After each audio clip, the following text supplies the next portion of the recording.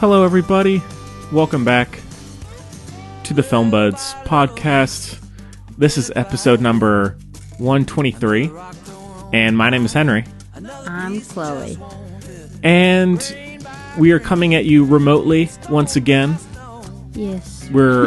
As always, we're trying to improve the audio, so hopefully it'll sound better this time. But thank you so much for joining us. And we have a bit of a special guest. Yeah. No. Returning fan favorite, my cat. Yeah. There's nothing I can do about it, everyone. I don't have doors. There's no doors in my house. What can I say? My parents are hippies. No, you're fine. And this time around, we have something a little bit different. We have a review of the new. I guess it came out last year, or it was done last year, but Phoebe Waller-Bridge's Fleabag Live, which was the last year. Yeah, but it was only it was just released for rent. Must have been before the show. Maybe she filmed it post show, but the show came from her original one woman show. Yeah, that's what I meant to say. Thank you. And yeah, so Fleabag Live, which is available on Amazon for rent, and all the proceeds go to help support COVID-19 charities. And then we have a couple retro. It was hard for me to click, Henry. I said, no, they don't get any of it. They don't get any of it. Yeah. Click it. And then we have a couple retro reviews of also a filmed version of a Broadway play. Or two. Play, yeah. Oh Hello on Broadway, which is done by John Mulaney and Nick Kroll. It's like a cult classic, except not bad. It's like a cult classic, but not bad. Just like niche, maybe. Like It's a big deal to a select group of people. Yeah, which is on Netflix. And then we also are going to be talking about American Son, which is the saddest play you've ever seen. Yeah, which is an adaptation of a Broadway play. And so a lot of interesting choices. And thank you. No, it is the Broadway play. I mean, it's a film of the Broadway play, basically. Right, wait. So we're talking about... It's 98% the same as the Broadway play. Oh, I see. Okay. I would say it's the same ratio new to Broadway play, new to filmed versus original version as Oh Hello. Okay. Well, yeah, I was just worried. Very close. In case, same actors and everything. Okay. I was just worried because at first I thought I may have watched the wrong thing, but no, it's just a very close adaptation. Was it really sad? It was. Yeah. That was it. With Kerry Washington. Yeah, that was it. Okay, we're good. Then maybe a little bit of news. Maybe talk about Atomic Blonde 2. Chloe, that little announcement. Yeah. Can't wait. So, all the usual stuff. So thank you Except we got to work James McAvoy back into it. It's true. We got to work him back in. I don't know how. Yep. Could be tricky. Maybe she gets amnesia. Mm-hmm. It says, have we met? And he says, absolutely not. We got to make sure Pennywise is in there again. Oh, of course. I need the original cast returning. I don't you know what I mean? Mm-hmm. Mm-hmm. Mm-hmm. Well, Chloe, how are you doing? Oh, not bad, Henry. I got I'm putting it wrong. I said to somebody and they're like, oh, that's so nice of you. No, I'm not nice. Someone's groceries were brought to my house by accident. Ooh. Because of a lot of people are ordering their groceries to their homes due to this situation. Right. And I said, well, this poses a new challenge. This is fun. So I put on my little mask, my little gloves, and I got my little, soccer cooler with the, it's got wheels and a little handle. And I just felt like I was in a weird little, almost like an episode of Hey Arnold, that kind of vibe. Like walking around the neighborhood with, these groceries, knocking on every door, seeing, oh, these are groceries? No, okay, bye. Yeah. Okay, stay well. I was just walking around the neighborhood, do. Eventually, I found the owner of the groceries, so. Oh, good. That was good. Yeah. But They definitely weren't mine. And I was on a time crunch, Henry, because there was raw meat, like, Ooh. packaged meat, and there was butter. And I said, oh my God, I gotta get going. And also, we gotta find everything's heightened in this because nothing is, So, also adding to the challenge, Henry, is I was briefly awoken by a dinner, right? Early in the morn. Okay. I said, what was that? No smoke this time. So I went to the door that you know. Yes, I know. With which you're familiar. I know it well, yes. Everyone ins and outs that door, right? Mm-hmm. Okay. But it's not actually the front door, technically. The big pathway up to the stones and then the columns and whatever. Yes. Technically, that's the front door. And somehow this person who's never been to my house, I assume, I didn't see them, figured that out. They knew. If they'd been to my house, that means they knew me, and they knew I would never order that stuff. Yeah. There was a lot of beer and a lot of butter. It's 2 things, Globo and red meat. 3 things, they tried to kill me. So anyway, I guess they went up that one with all the groceries. And I'm saying it was like bags and bags and bags of groceries. And so when I heard the ding dong, brief, half awake, went to the door that everyone actually uses. I said, oh, that's weird. Okay, I guess bye. And I went, oh, good night. And then I didn't actually go back to sleep, but I went about my business, Yeah, of course. Half asleep. And then I said, after I'd kind of awoken after like an hour, I said, that was super weird. What's the deal with that? And so I looked around again, went down to the mailbox, and I said, oh, and nothing at the mailbox. So I was like, okay, very early, whatever. I said, no. And then as if going through the closet to Narnia, I walked up the path to the actual front door, which nobody ever uses. Lo and behold, Henry, a plethora of groceries. Man. And I said, oh, it's okay. I said, this will probably be kind of fun. Yeah. Wow. Well, yeah. I haven't had anything too exciting to talk about. Oh, first off, we should say... Well, it'd be hard to match the excitement of what I just... That's very true. I just imparted. First off, we should say new Music Buds is up now. Yeah. So check that out, which is our secondary show or second show. Other than that, today everyone at my coffee shop was asked to return their key just temporarily, just because the hours are changing and they want to make sure everything is in tip-top shape. So I whatever. So I ventured out into the wild, yes. And I had my mask on, my homemade mask. What's yours look like? Mine has Irish themes on it. So, what does that mean? Like beer and snakes? Like, what's the Irish themed? Like it's like an Irish painting. And clover. Yeah. Irish painting. Yeah. I don't know what that is. Okay. It's just like old fashioned it's I guess it's from a real painting, but it's a tea towel. So gotcha. Yeah. A real Irish painting. Yeah. I've never been to Ireland. I have. It's a lot of fun. That's good. When did you go? When I was in middle school. Where'd you was it fun? Was it like interest? I mean, yeah. Yeah. We went to England and Ireland, so it was quite a trip. Wow. Yeah. Anyhow, I ventured out and saw some people wearing masks very smartly. And then I saw others walking down the main street right past each other. No mask. One of them had a small boy with him, young boy. No mask, just walking right past groups of people. So it was quite a jarring experience. But hey, I made it back safely. I had my mask on. So. Why'd you tell me the little kid didn't have a mask? That upsets me. Well, hopefully maybe it'll help wake some people up, So. Your mask? No, they're saying, oh, you know what? Maybe if I haven't already, I'm going to make sure to have a mask for. Oh, I'm with you now. Yeah. I'm with you now. Okay. Yeah.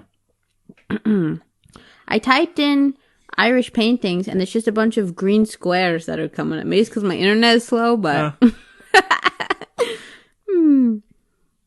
I'll have to That's funny. send a photo and put, I straight up. or I'll put it on the Instagram. How about that? Okay. Yeah. So I can't see it. Perfect. Well, you can still look at it. Can't. All right. I don't know how, but I'll figure it out for you. Ooh, this one looks like that place in Inception. You'll have to be more specific.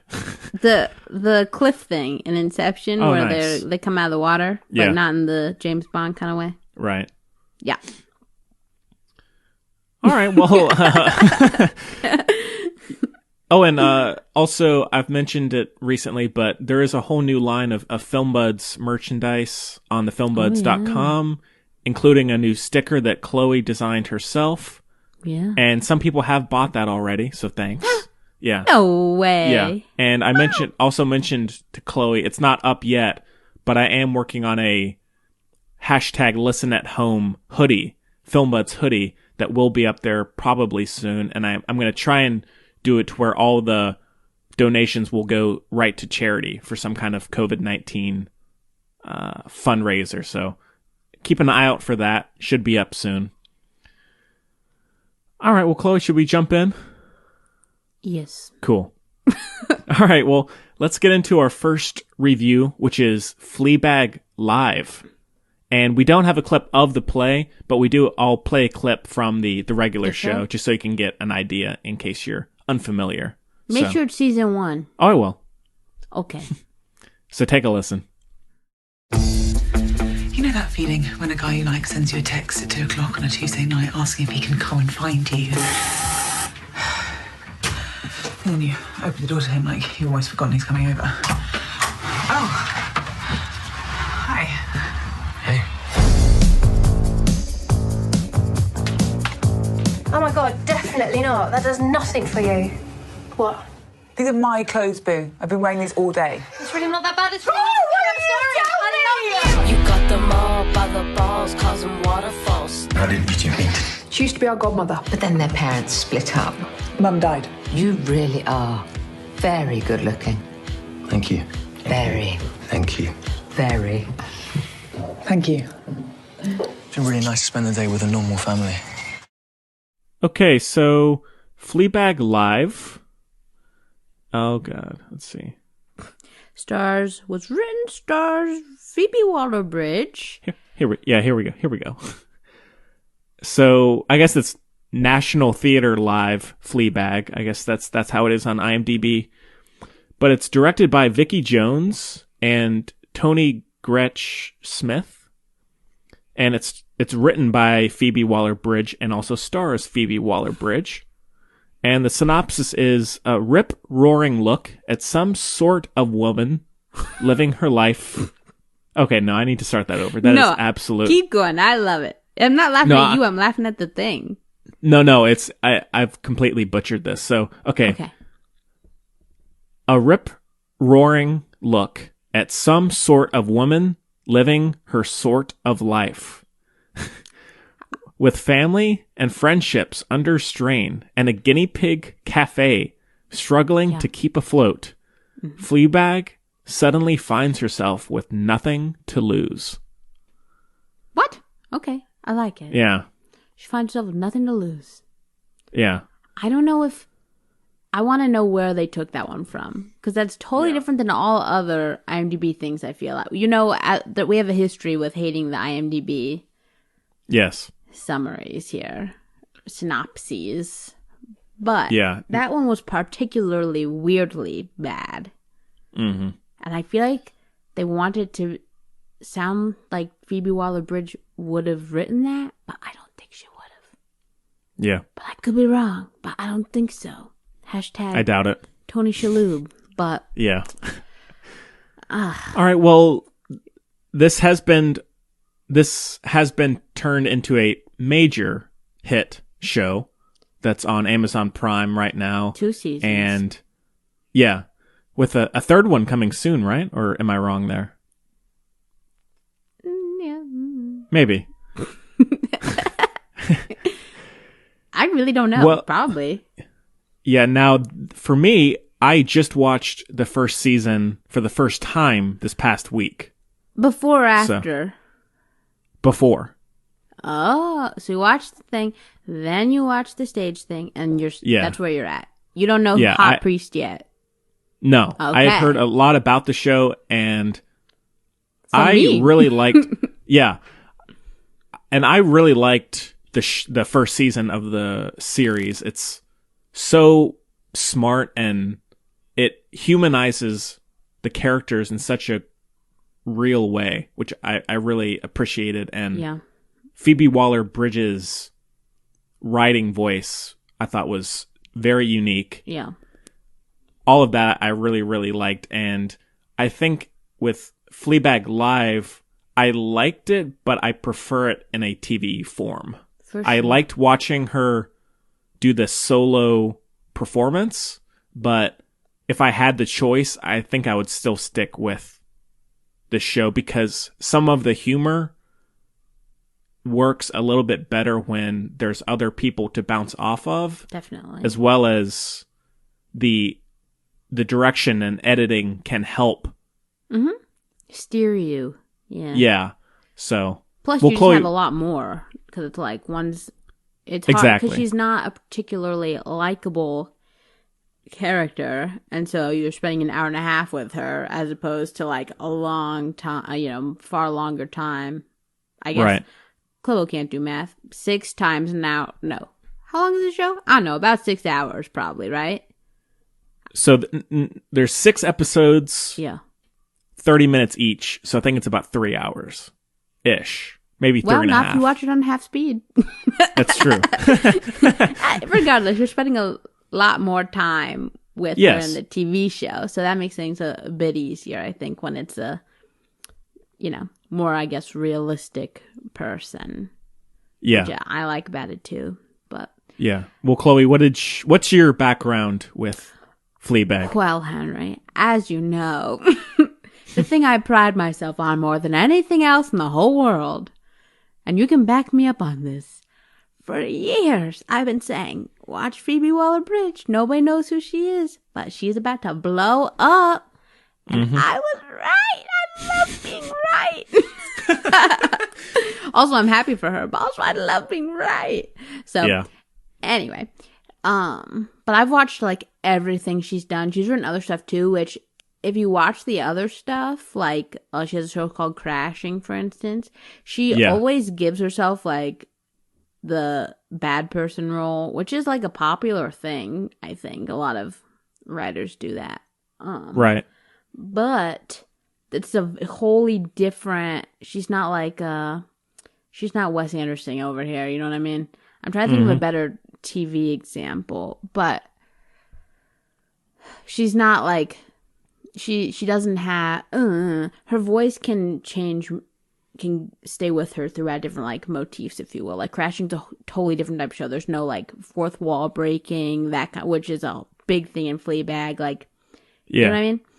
So she also plays quite an annoying character in that. But there's annoying characters in everything, but it's a completely different show. And she's doing the new Bond movie. Like, that's obviously... Wouldn't you love that if James Bond turned to the camera and was like, again? Yeah. Again? That'd be funny. I couldn't think of a better James Bond joke for that because I'm not an expert in That's that. fine, Just, yeah. Again? That's fine. Or if Judi Dench popped up and he went to the aunt and went, I thought she died, no? That'd be good. Well, now to go back for a second, yes, Chloe, please. In terms of you being right, is this better or was it better with Joaquin Phoenix and Joker and bathing his mother? Which was a better feeling for you?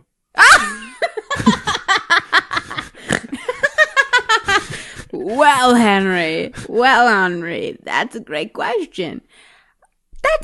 That is a great question. I think I might have to ponder because I think my answer could truly give a lot of voice, define who I am as a person. Right. Which type of ride I prefer. You know what I mean? Yeah. Two very big moments in your life. And one's noble, kind of like, you know, hold my head a little higher. Then the other is like, I tried to tell you. I tried to tell you, you know? Yeah. So, that's Cool. a good question. Wow. I think that beauty can be found in all spaces. Basically, I enjoy being right no matter the circumstance. Of course. Yeah. Hey. Yeah. Who don't? Yeah, right? Just kidding. That's not totally true, but. And then I'm looking forward to her new show on HBO. Run with two of my favorites for very different reasons. One being Donald Gleason, a classic. I love his. I was gonna say discography, and that's not it. I love his discography, and then Mary Weaver, who I always accidentally make fun of. So, right. Mary Weaver, you're great. Don't anyone tell you different. But have you heard of the show or watched the trailer or anything? I've heard of it. I have not watched the trailer yet, though. It doesn't help you much. The trailer gives you just about nothing, but I'm sure it'll be really good. Yeah. Yeah. Well, this also talking about Fleabag Live, and I guess we'll talk about it a little bit in Oh Hello on Broadway. Oh, but hello. One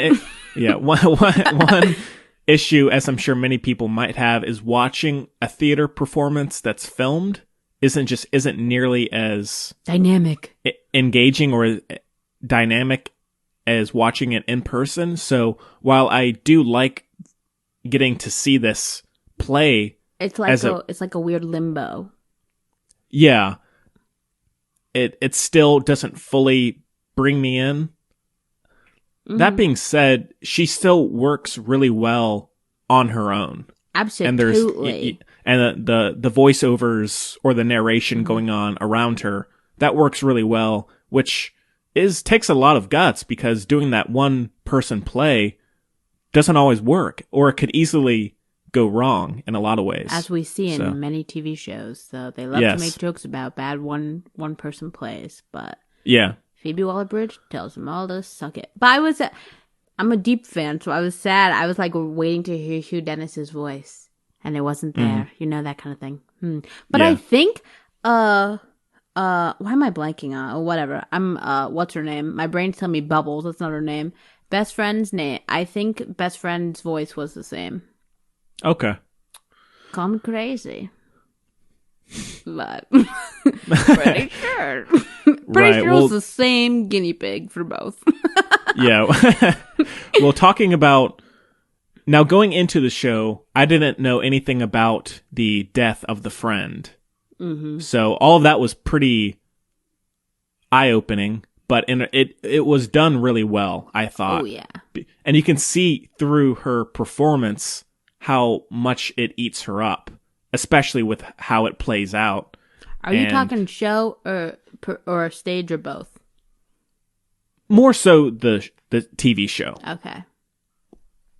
Now it works well in the play, but again, having seen the show beforehand and having a person there to look at, it's works a little bit better for me. Okay, but I didn't even think about that. So that's a really good point, because I already had that in my mind. Because obviously, I saw the TV show before the stage play, so very fair enough. I was picturing everybody, which threw me off at some points. Like, is his name Harry? I don't know. The boyfriend. I don't know his name. The description is wholly. I don't know why I'm blanking on other names. I'm really sorry.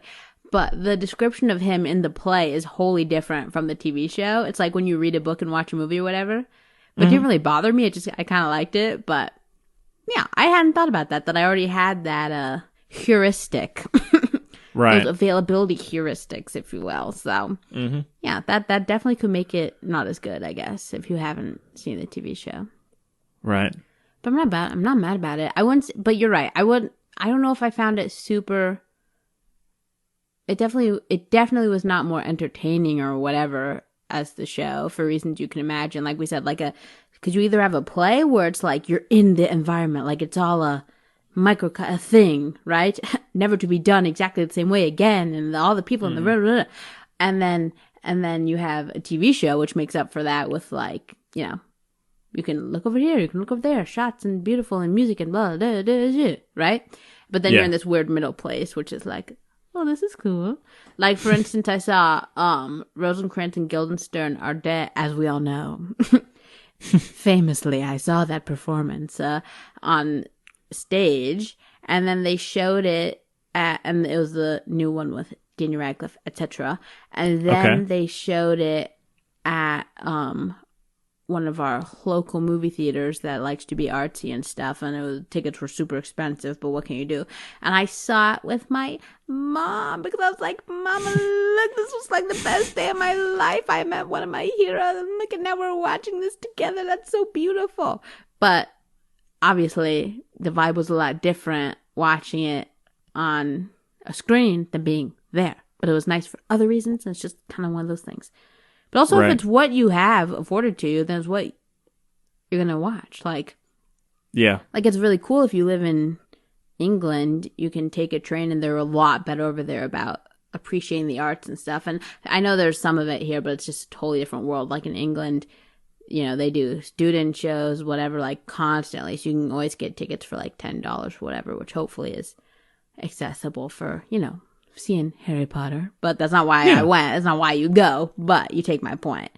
But like even my mom in college or high school, I think probably college, got to like sit on the stage with like Anthony Perkins performing and that kind of stuff. Oh wow. Like that's like the cool deal. So this is kind of like, that's kind of the intention, I feel like. Right. I totally went off not what I was going to talk about, but there we go. No, you're fine. Because I guess we talked about it a little bit on the show when Henry Wilkinson and I went and saw Les Mis recently. It's being there and being with the audience and with the actors being right there in front of you. The collective gasp. Exactly. That worked so much better, I think, than if I had just watched a filmed version of it, you know? Yeah. And I think it's the same thing with this. Now, I would love to see the show in person, and then that may add a whole other level. But... I would have loved to see Russell Crowe in Phoebe Waller-Bridge's one-woman show. Huh. Yeah. Interesting.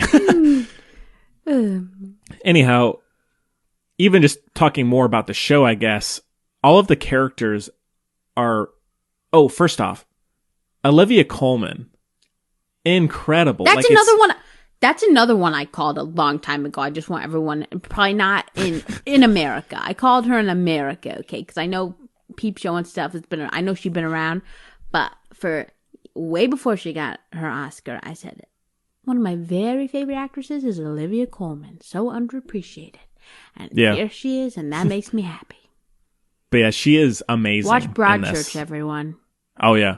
And we've been watching Flowers. Oh, so good. Yeah. She's amazing. Oh, Flowers is so good. On Netflix. Y'all should take listen, it's so good. Yeah. Yeah. But also, my favorite, this is a good tie-in, as you know I like to do, in the Matthew McConaughey True Detective wall sense. But speaking of Olivia Colman, Broadchurch, my favorite recorded play ever is the Hamlet with David Tennant at the Royal Shakespeare Company. Sure. Because it's when they recorded the performance, they did it in such a way that it was filmed like like American Son. So like they were doing it like this is a movie more than recording a play kind of deal, right? Right. But it had a little more of the, like, and I could be wrong because it could just be a really good set, but I don't know if that was the set, the American Son set was the same set as the show itself. I don't feel like it was, but could have been. But in any case, they filmed the David Tennant Hamlet and Patrick Stewart. They filmed it on the actual stage and everything, but they had tons of cameras and lots of cuts and close-ups and whatever like that. You know what I mean? Yeah. And they went outside for a minute to dig a grave. It was very exciting, adventurous. But well, in terms of just talking about the the show, the dynamics between, I think the sisterhood or sister dynamic is very compelling, and also the troubled relationship with her father. All of that works, and it's pretty subdued, but it works. It hits hard, I think, in a lot of ways. Yeah. And I guess it's maybe more of just a British trope. I don't know, but I guess it takes a lot from The Office, where it can have very dark humor, but then really balance that with a lot of pretty heavy emotion at times. Yeah, which I think is why I like British humor. As you know, it's my wheelhouse. I think it's just like more honest. Right. And, not like, I don't know. When I think of American comedy, I low-key think of like Amy Schumer and stuff. Just like, sure. Yeah. Look how progressive, like liberal we are, because I'm a woman, I'm talking about it. But it's not like, but what they're talking about is built in earnest. Like, it's actually the funny stuff you would say with your family and you would never say in public. And that's why it's funny and like touching. Yeah. I really want to watch season 2, Chloe. I can't wait. Henry, hot priest. Yeah. I'm just gonna keep saying it. It's Andrew Scott, in case you don't know that.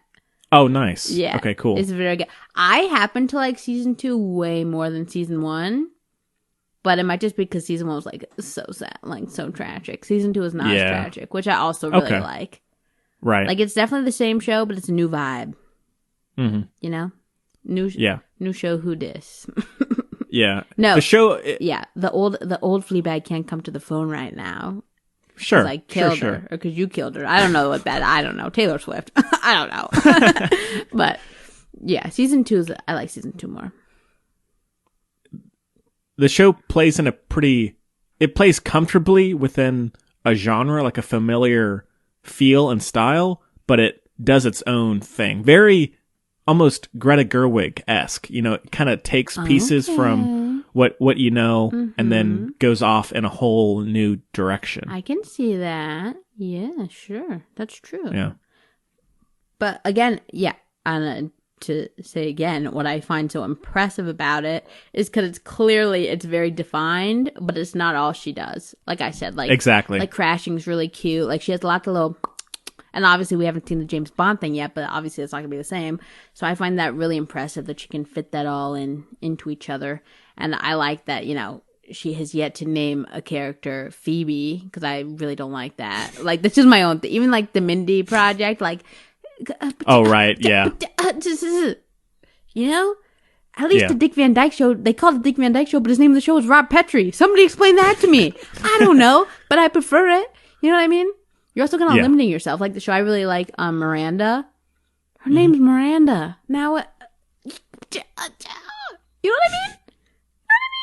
Which I get, because it's like a passion, like a lot of those, it's like, and I don't know Phoebe Waller-Bridge's whole life, but a lot of those kind of shows, it's taking a lot from your truth, which is why they name it, I think, themselves. It's like, well, if I have one project I can do, it's going to be this, because it's like my heart, my story, right? But it's like, you can still change your name. Just do your middle name or something. I don't know. But yeah, I don't know. But yeah, I love her. I think but I also don't watch, like, I should be clear, it's not my usual. I know I come off really snooty and stuff, but it's not my usual thing to watch one person play record, but like, I don't even watch stand up really, even though I really me neither. I love me some comedians and everything, but it takes a lot of effort for me to watch. Like, I watched the James Acaster ones on Netflix because I was like, that's my guy, I'm not gonna watch it. Come on, I'm just glad he's up here. But that's another one I call Jack Whitehall. Y'all can suck it. And James Corden, but that's gone south because now he's annoying. He used to be, but anyway. Yeah. So. But no, I get that. I'm the same way with stand-up comedy. Yeah. So, like, I watched this, but I was also like drawing while I was watching it. Yeah. Which is kind of I was designing that hoodie. Yeah. While I was doing it. So. Yeah. Because you really can just listen to it, I guess, not to disrespect her. Like, she's acting and she's good at it, but also, and I've said this before, I don't love stage acting. It's why I like movies more than plays, is because I don't like make sure the mezzanine can see it. Like, you know what I mean? Sure. Not for me, but she was still good, but definitely better in the show. And yeah, there are a lot of things. My favorite thing, like I said, is a movie that's like a play. Like we were talking about Hateful Eight last week, but it's this very delicate, like tightrope, I guess. You know? I'm picky.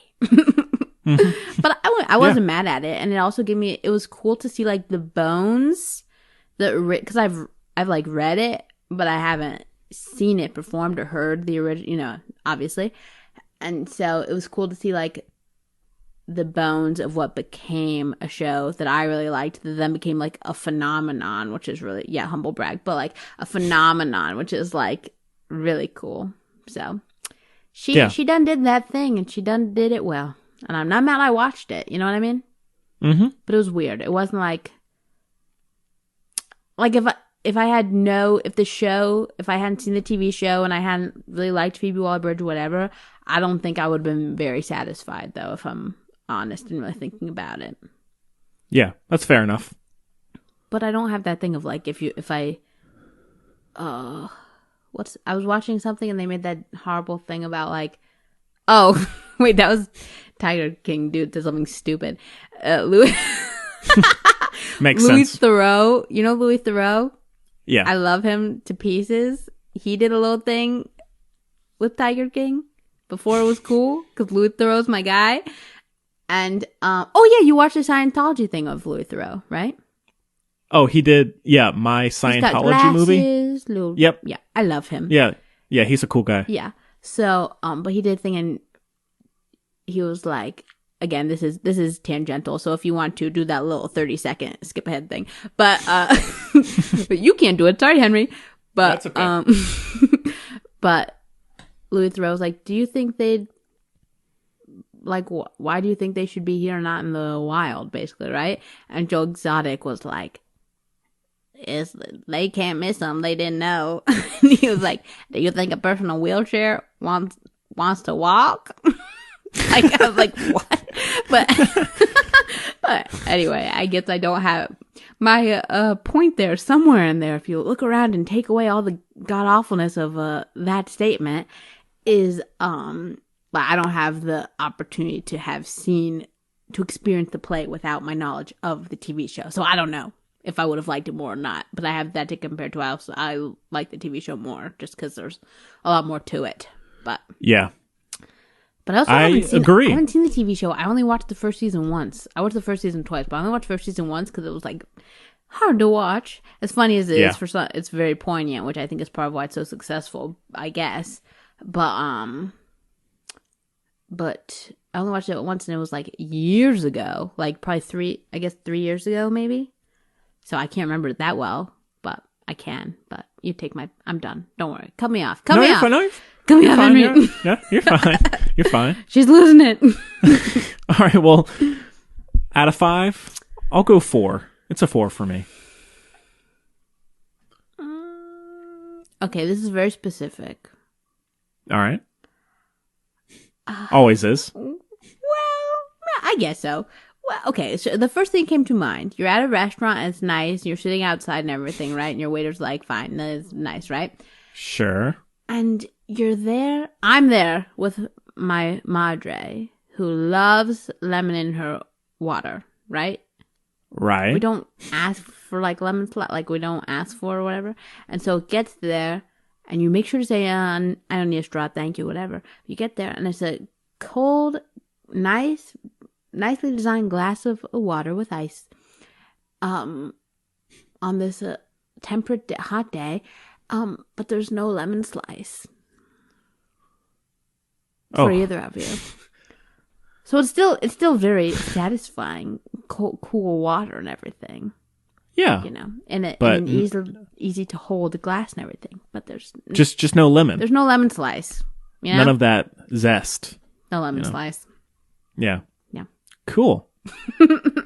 All right. Well, I guess we can move on. Is it a phobia? Is it a phobia when you squeeze lemon and the little, bits of lemon? The little stringy, the little bits go into your drink? Is there a phobia of that? Someone have that? these days, I wouldn't be surprised if that's a real thing, Let but us I know have at not. thefilmbuds at gmailpodcast.com. You got it. But I have not heard of it myself. I'm so. wondering. Henry, it's not these days. That is so silly. People always say that. It's just people feel more comfortable talking about stuff. Yeah, in terms of it being known, that's what I mean. Oh, okay, Yeah. People had stuff way back when. Yeah. But They had yeah. it. People were... Some people could... Like when people always make fun of gluten-free people. Yes. Yeah? You go drink up some Monsanto. Tell me how you feel, make fun of gluten-free people. Dear Lord, Yeah. I don't understand that. I don't understand when people are mean to people about stupid stuff like that. Why do you care if somebody... I mean... They're insecure, Chloe. I'm not saying that if you make fun of gluten-free people, you're basically making fun of gay marriage, but I am. Oh, wow. Why do you care? I guess. Sure. More bread for you. There you go. Yeah. All right. Well, let's move on. Let's get to our retro review of Oh Hello on Broadway, Hello. which is on Netflix. And we do have a clip. You can tell I'm really the audience for that show. Yeah. Take a clip or take a that listen. clip. Take a clip. Take a listen.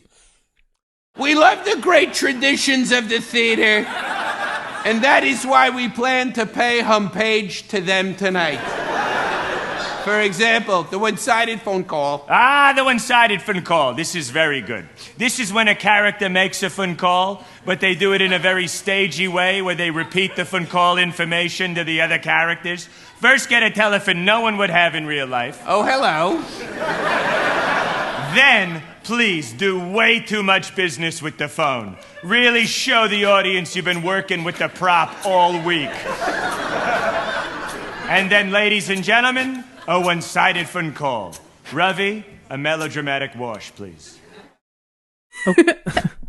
Okay. Oh Hello on Broadway came out in 2017. Rule of threes. I'm done now. Don't worry. Yeah. And it's directed by Michael John Warren and Alex Timbers.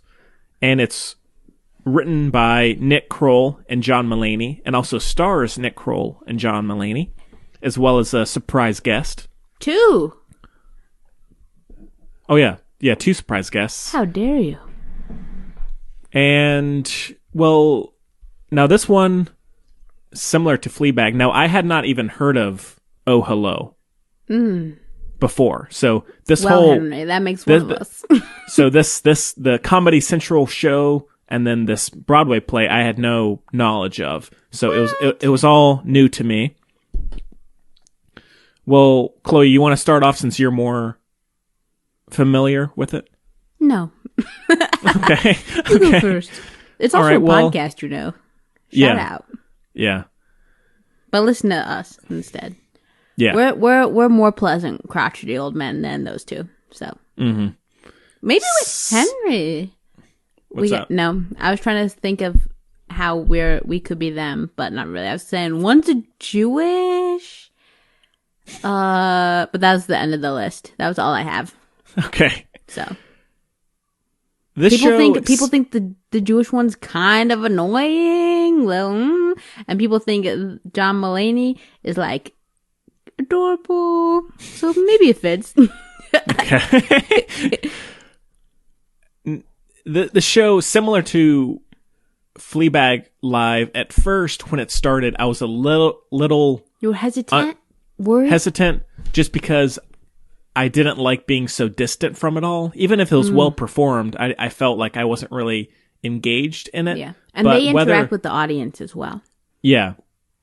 But whether it's through the direction or maybe there's just more going on, I really liked it by the end. I was really enjoying it. Wow. It takes a little while to get used to the style, especially have it being something that you're watching, not experiencing in person. Yeah. But I thought John Mulaney and Nick Kroll were perfect together, and it was very consistently funny, and the surprise guests are a nice detour. Lemon. Yeah. Lemon yeah. slice. Yeah, exactly. I thought it was very well performed, well designed, well written. So I was really liking it a lot, Chloe. Yeah. I love how because again, they're kind of not the most. I mean, you know me. I'm basic. I like little sweeties. You know, but I mean, they're funny, and also, again, you know that underneath the cardigans, they're very nice humans in real life, so that kind of makes it easier.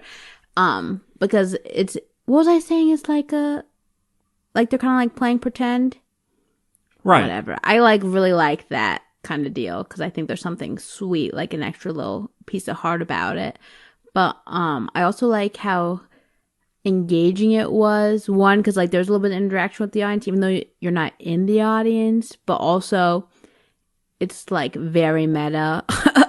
Yeah. Like it's like a play within a play, number one, but then they also go over with you like the rules of plays and like, you know, they mess around with that kind of stuff, which I love in this kind of atmosphere because, you know, this is like the silly version of Waiting for, however you want to pronounce it, Gal Gadot, but oh yeah. But it's just, yeah, it's really fun. I love it. I'm glad you like it. Yeah. And they do a lot of stuff together. Like we said, you've seen Big Mouth. Yep. And they're an acquired taste. Like everything they do. Yeah, they're an interesting pair, just purely from a personality point of view. But like they, us! Yeah, exactly. Yeah, but they work really well together, and they have very good chemistry. Yeah. And you can tell how much they're enjoying doing the play. Yeah, that's what makes it so much fun. Yeah. That's what makes it so much fun. And they clearly like trust each other a lot. Yeah. And it's difficult to say. I mean, it's why they're successful, I guess, is they're so good at what they do that they just have a kind of a built-in level of professionalism. So, right. like, they respect their audience, whatever, but they can still play around. You know, like at the end when Nick Kroll like goes and is like, bye. And they just like, you know, again, like riffs with the audience. Mm-hmm. But it's totally worth your time to watch, even if you're not in that environment, which would make it kind of like exciting. You know what I mean? Yeah. Yeah, totally. Yeah. Trying to think. There wasn't very much at all that I didn't like. Probably the only thing would be the tuna obsession that maybe goes. I love it. Now I don't mind it in theory, it's at times humor I think I preferred that you don't so much. Yeah, it's more so maybe a little overdone towards the end. I didn't mind it as much earlier on, where it's more minimal. The tuna obsession. Yeah, I love for anyone who hasn't seen it. Yeah, but when the curtain and the monster stuff happens, I wasn't as crazy about that. Not to say it was bad, but that's something I maybe could have had a little bit less of, because I think it's best when it's just the two of them together talking about life and riffing on each other. But that's really just a personal thing, because it worked more for you, so that's okay. Yeah, it's like, have you ever seen Comedy Bang Bang? Yes. Do you like Comedy Bang Bang? I've only watched a little bit of it, so I love Comedy Bang. Gemma jokes that I like love stoner humor without having to do any of that makes sense. The things. I'm just already there. Right. Yeah. So it's like, it's kind of that, but I think it's more accessible, I think, than the rest of that. Like, have you ever seen The Kroll Show? No. Yeah. I think no offense, I don't want to offend anyone. I think the smaller piece of the pie chart, if you're saying, are you a John Mulaney person or a Nick Kroll person, I might be the little bit that's not Pac-Man, the negative space that's a Kroll person over a Mulaney person. Okay. But I think he's great. Yeah, and I like that he got to be the sweet one in the show. Yeah. You know? I mean, they both have their cons, but mm-hmm. Overall, but yeah, they're both pretty multifaceted actors or performers. Yeah, Nick Kroll does a lot of serious roles as well. Yeah, And he can pull them. He's good. He can pull them off. Yeah. My favorite of his is probably still the douche in Parks and Rec. Wow. But I like him a lot in Big Mouth, as I do John Mulaney. And yeah, they're very, very diverse with their choices, and they do it well. It doesn't feel like they're trying to make a point. It's just, it seems like they're actually interested in having a diverse filmography, you know? So yeah, I would say so far Nick Kroll is more diverse than John Mulaney, but I know it's a different vibe. And he was also a head writer on a TV show for a long time, which kind of obviously, as you know, where Nick Kroll kind of did his own thing. But yeah. And then did you ever watch that short-lived which I liked, the John Mulaney show with Martin Short? No. It was cute. It's old now. I don't know. Right. It's old now, but I'm a big, well, not anymore, but I've seen like, well, bar the recent seasons, if I'm honest, I've seen like every episode of Saturday Night Live several times, up to like 2014, probably 2015. Yeah. And then, you know. Yeah. After all the last biggies left, like after, you know, Will Forte, Bill Hader, Kristen, yeah, what's her name? What's her name? Oh, Kate McKinnon? No, what's her name? Bridesmaids. I'm totally blanking. Kristen Wiig? Yeah, Kristen Wiig. Oh, yeah. You. I said Kristen, you said Kate McKinnon, who's also still on the show. After they all left, I was like, but then I tried. But I just don't think I've told you I don't like Kate McKinnon. I don't like any really. Yeah. But yeah. So I'm a big fan of SNL, and that's where John Mulaney was for a long time. Mm-hmm. He kind of popped in now. I don't know why he never did Weekend Update, but who am I? Don't know. That had nothing to do with what we're talking about, but I'm so sorry. No, you're fine. You're fine. The guest star, again, I won't spoil it because it is a pretty fun, for any comedy fans, again, it's really SNL. nice. Yeah.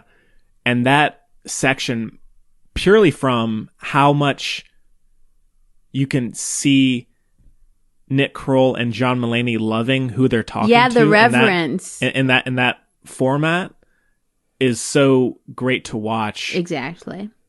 Yeah. It's got a lot, as weird as it is, it's got a lot of heart because it's the kind of thing where like, it's almost like on the film buds. Nope, this is the film buds on the music buds, which I just realized is funny. Yeah. Because you're but anyway, so, oh wait, that's all of them. Yeah. Okay, sorry. They're fine. What? Yes. Okay, so I was saying, so in the music buds thing, we were saying, so my favorite, there's a video because of one of my favorite songs, because it's filmed for the Killers did live at Royal Albert Hall, and one of my favorite parts is when Brand Flowers like realizes everyone's singing a song or whatever, just that kind of feeling that's so lovely. It's kind of like the same thing, I think, where like they're like, oh, look where I am, this is crazy. Look who I'm talking to, someone I looked at, that's crazy, like that kind of thing. Yeah. So very pleasant. It's not too long or anything, you know what I mean? Yeah, it was maybe, and then you're out. Yeah, it was maybe a touch long, or it was. I didn't like the opening bit where they're walking. Yeah, I didn't like that as much. I was like, when the curtains opened and you saw the set, I was like, okay, I wish we had maybe spent 5 minutes doing an intro and then the rest was there. I didn't need as much introduction to it. Yeah. So if I could cut anything, I would probably trim that first section down. Me too. It might come from a sense of like nervous, like insecurity almost, because again, it is like kind of niche. Yeah. So I'm trying to like, but it's basically like the two puppets from the Muppets come to life and have their safer ones. Yeah. Yeah, it's like that. Mm-hmm. All right. Well, anything else about Oh Hello? Oh Hello. I mean, it's the best. I don't know. It's good. I think it's worth a watch. I don't know. Do you think it's worth a watch? Oh, I think it is. Yeah, I was very pleasantly surprised because again, I knew nothing about it, and it was. You must have been.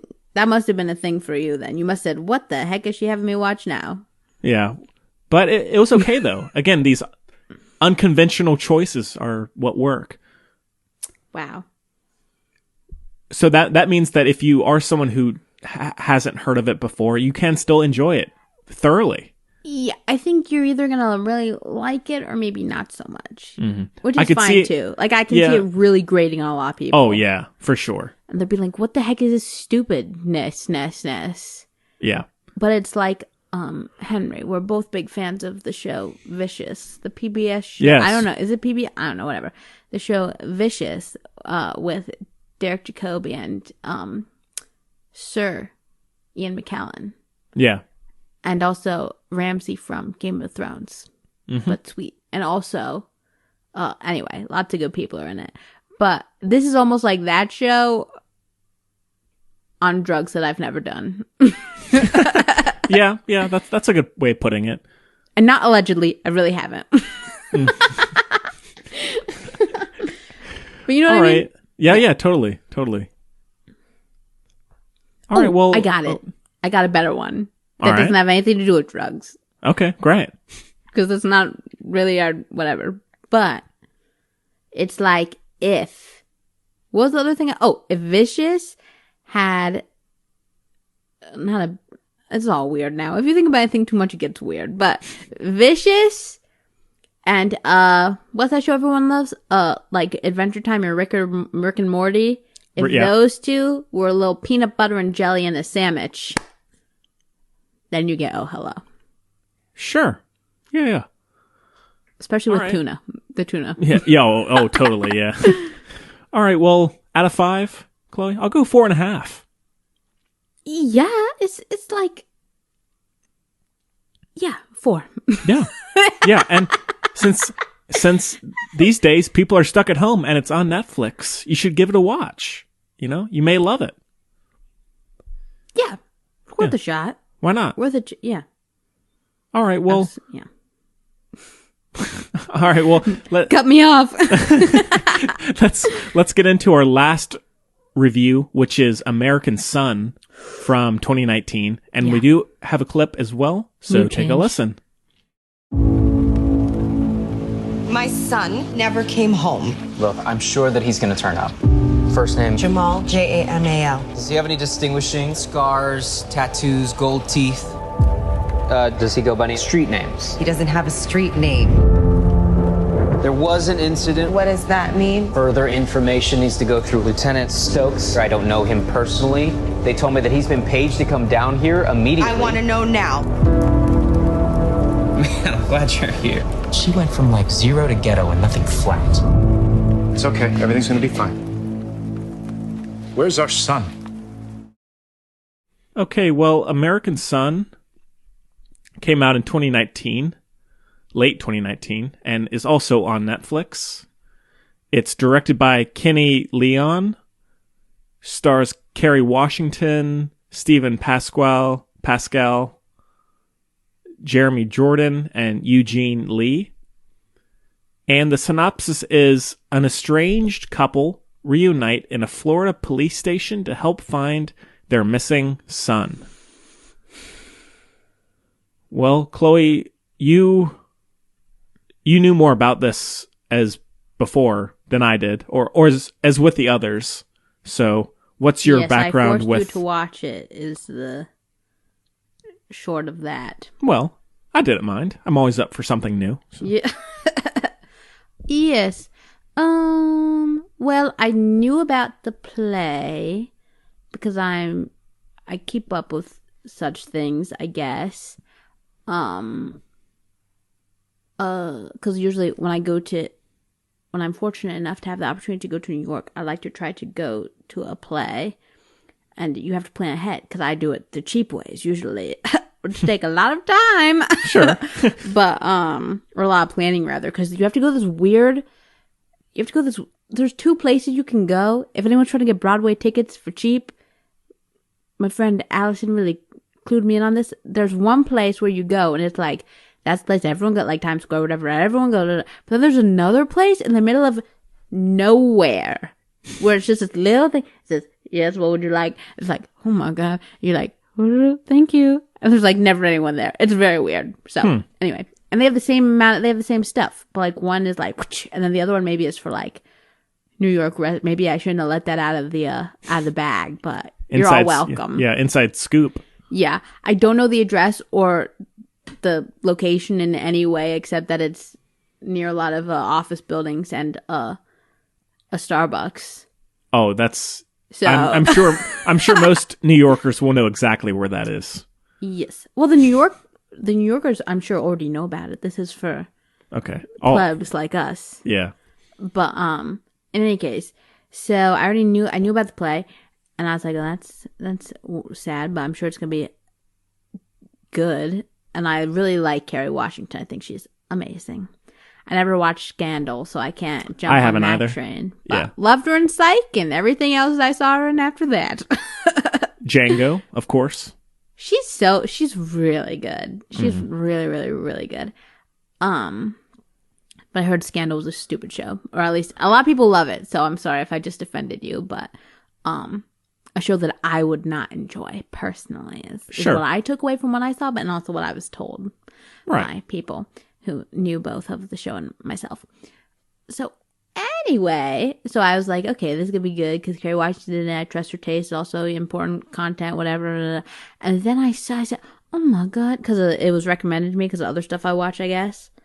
So oh my god, how exciting is this? Except, oh, do I want to watch it? And I was like, click, because it's very upset. Did you say this? Did you? Yeah, you said it's like very upsetting content, very relevant, very important.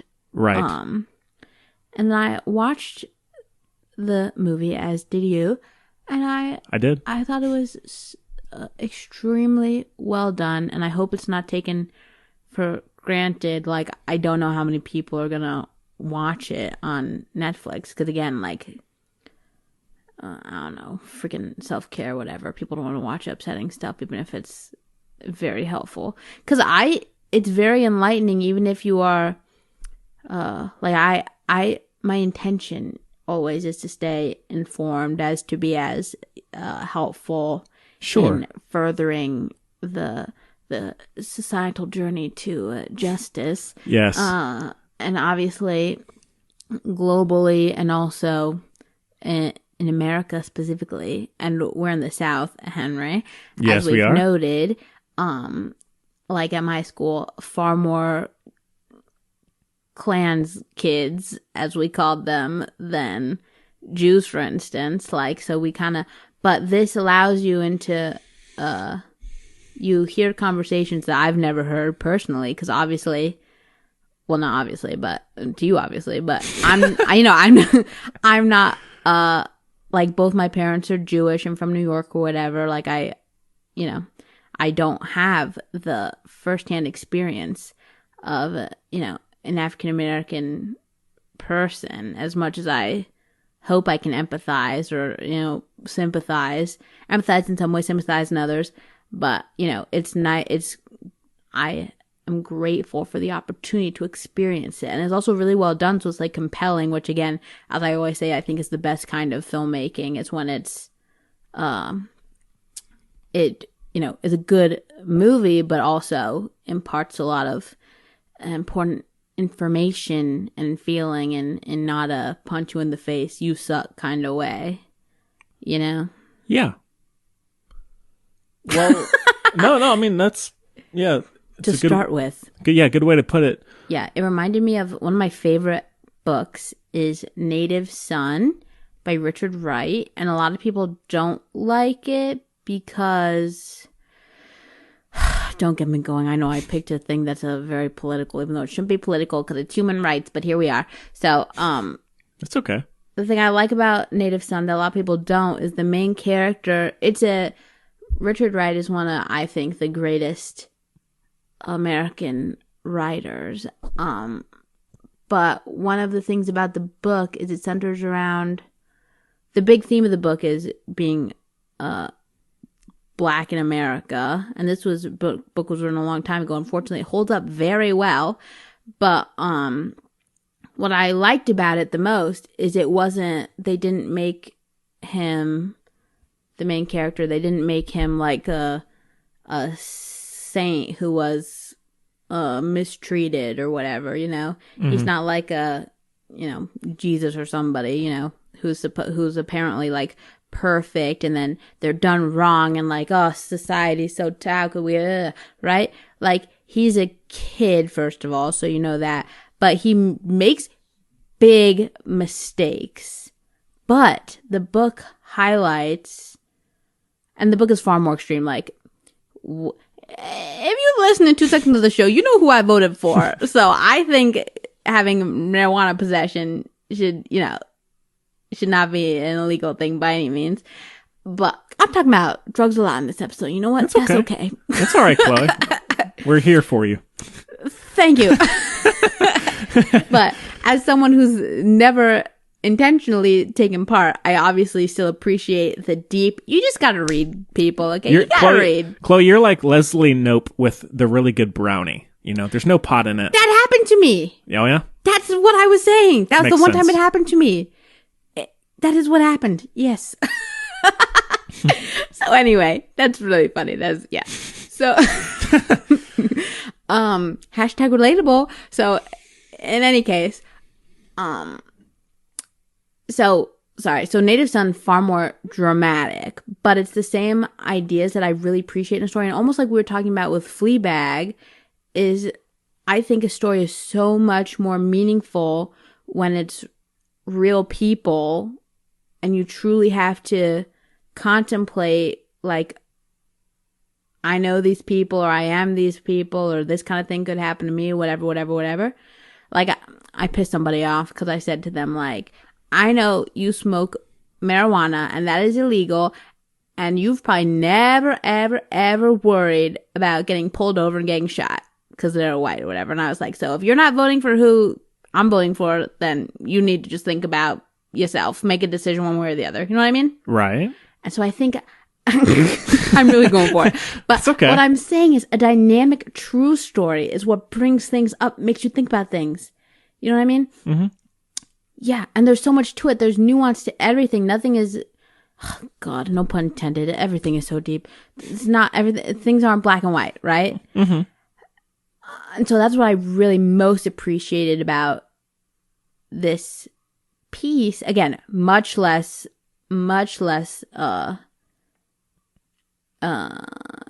than Native Son, which I think is even better. But even in Native Son, what I liked about it was that he did things that were not good, but it shows you it shows you kind of how he got to the place where he felt like those things were necessary. And then also, his reaction escalated a lot because of what he looked like meant for him in society. Mm-hmm. You know, and so this is a way more, probably, in a lot of ways, actually, probably a better version of that because it's way more accessible and understandable. Like, we're talking about a kid who barely, you know, didn't really do anything wrong, and so much happens from it. And also a lot of it, I don't think I'm spoiling anything, but, and a lot of it you're with the parents, so you don't know. You don't know what's going on with this boy. Could be nothing, could be everything falls apart. And so I love that you're in the, as it were, I really appreciate that you're in that spot too. And we all know I like things with strong mothers. Of course. As I told Nicole Kidman, I said, Nicole Kidman, you always play that. And Kerry Washington's like another one of those. Because I just watched her in, what's that thing called? Little Fires Everywhere? Is that what it's called? I think so. I don't think I'd be creative enough to make that name up. I think it's called Little Fires Everywhere. Huh. But anyway, I'll let you go now, Henry, because I talked a lot. And I'll probably do some more. You're fine. Again, I had not heard of the play. I think you'd maybe mentioned it to me before, but I went in. I didn't even watch the trailer. I just went in cold. Nice. The trailer, I don't think even gives anything. I think the trailer's just like the first like Kerry Washington right. thing. Where's my son? And then like that's it. But right. I understand everything that you said, and I appreciate the movie for telling or discussing the ideas that it does, or the issues that it does. But I thought as a movie, I did not think it was very good. What? I found the direction to be very heavy-handed, and it reminded me a lot of, And I agree that it's important to be blunt when dealing with social issues, but it reminded me in the worst way of Crash, that movie with Sandra Bullock from the early. What? It's very. I thought it was very telegraphed and not as a movie. It was in hitting emotional beats. It worked, but as a movie with a story, I did not think there was much there. What do you mean the direction? Just You mean the writing or the direction? both. Just the overall Now, Kerry Washington, I thought was great, so I don't have an issue with her. I thought he was great too. Yeah, he was good. None of the performances are bad. I can go back on that, but purely just the overall execution of the story, I thought was very not eye rolling because it's dealing with real issues, but very heavy handed in the matter in which it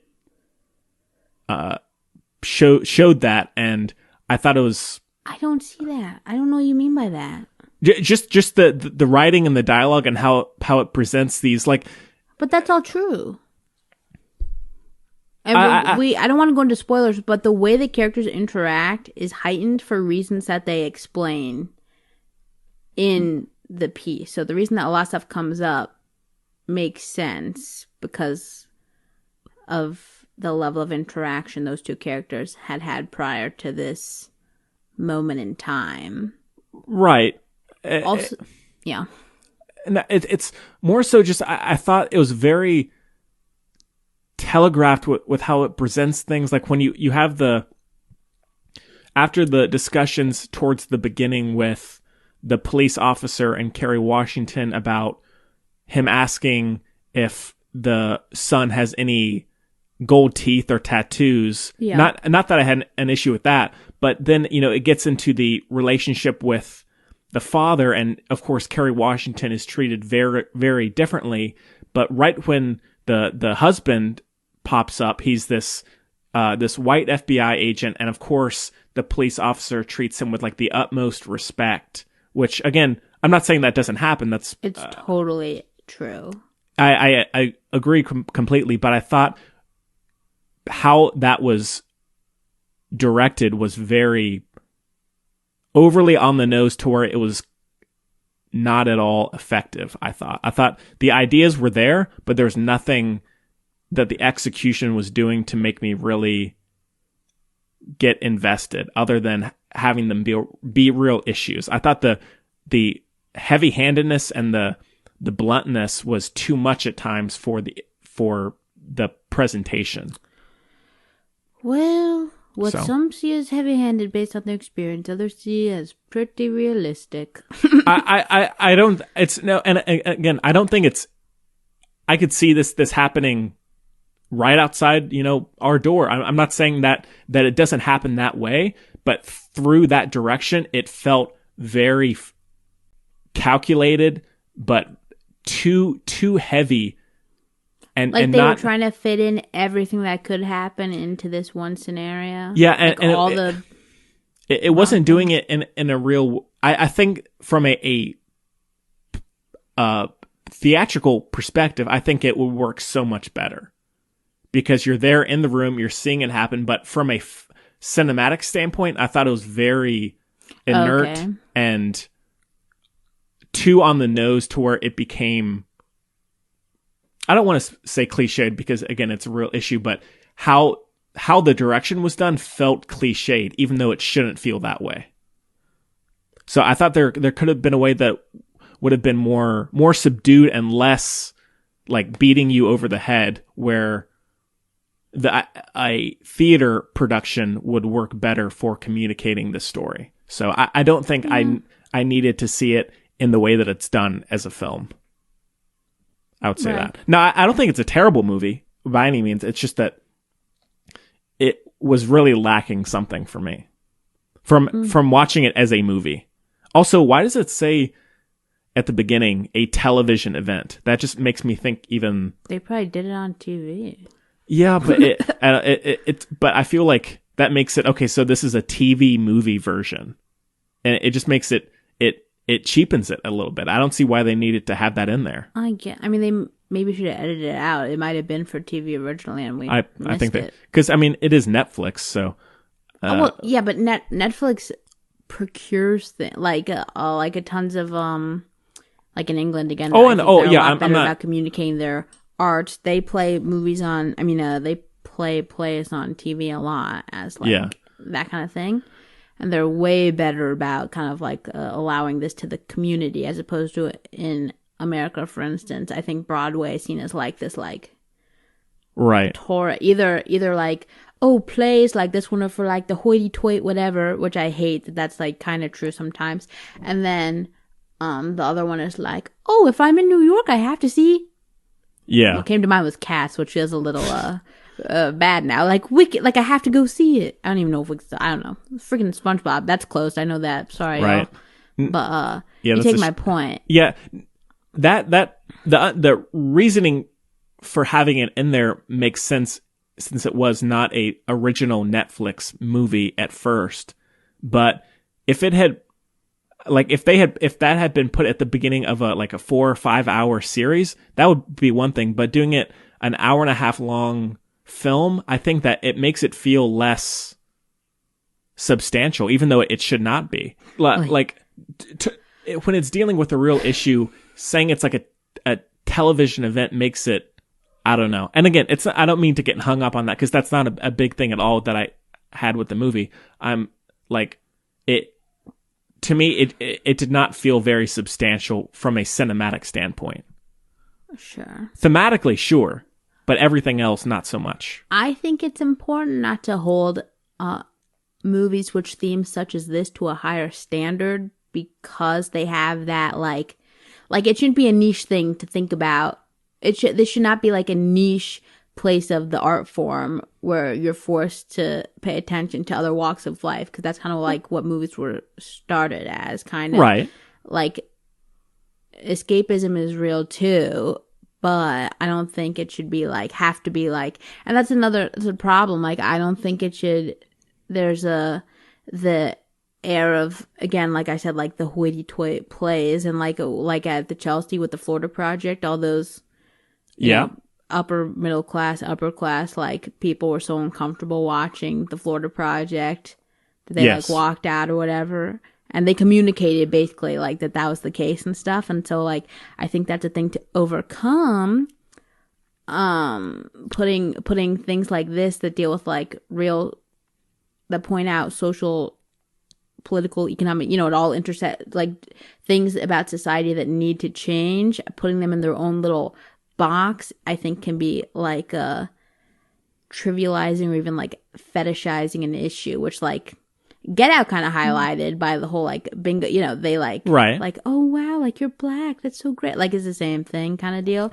Well, I'm by no means putting it in its own. And like when people ask me, like if ever they're like, if someone finds I'm Jewish, without a doubt, a majority of the time, vast majority of the time, and this is they say like, oh, do you know blah blah, which is like a Jewish person from freaking Transylvania. No, I don't know them. Right. Like, you know what I mean? And this is, it might be the same kind of, I mean, I don't want to, again, because I've been judged for even the way I look, the way I, whatever, and I don't want to put down anybody else, but I think it's fair to say, like, this movie might not feel so distant to me, in part because, like, my family, because of what we've dealt with due to our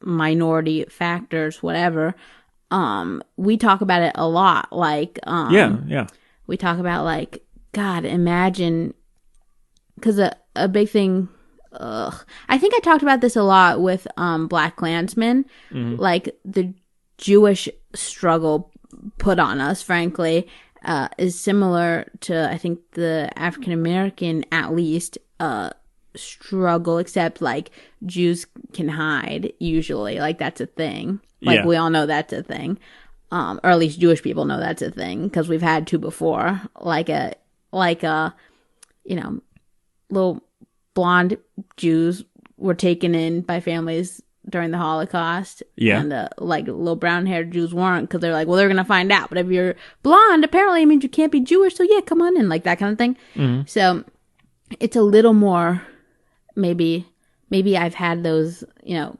windows a little more open. Yeah, than and whatever. No, I mean, I'm by no means. It didn't feel distant to me. I'm not, because I thankfully haven't had to deal with that really in my life. But I'm saying purely from I feel like we talk about this a lot. Purely from a cinematic perspective, and even when you bring up Black Klansman, like if, for example, that movie had been done, but for some reason the characters had been lacking, I would still appreciate those themes that it's talking about, but I would still criticize the filmmaking. And so it's just the same thing with this. The emotional thematic elements are very much there, and I'm glad that they're being discussed, but from other parts of the cinematic construction, I don't think it works totally. And not to say that it's horrible. I'm just saying there was a big imbalance for me in watching it. I thought that the discussion was interesting, but from a cinematic form, it wasn't very, satisfying in a way, which... Yeah, but even that in and of itself, I'm not saying that from me, it's like a rubric that's very similar, but it's still a different rubric than you would give to, like, Fleabag on stage or whatever. Like, I'm not saying here nor there. I'm just saying, even like, I appreciate things discussing and everything, it's still like a little different. Yeah, I agree, but if we were talking about a generic comedy, I might say the same thing. I'm saying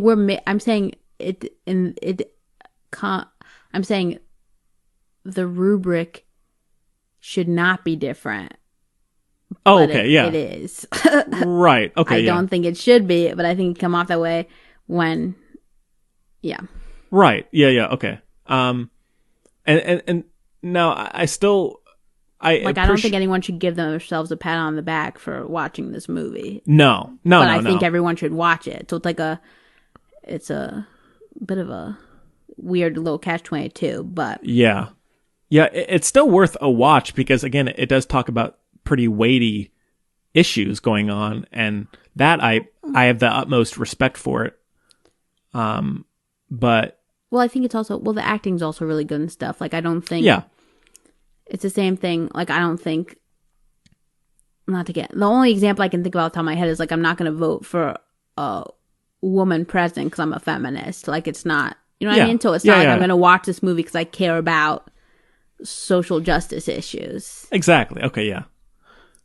Which goes back to the writing. Like, I think which goes back to, like, you thought it was heavy-handed. I thought it was written well. And it might be because I've heard a lot of,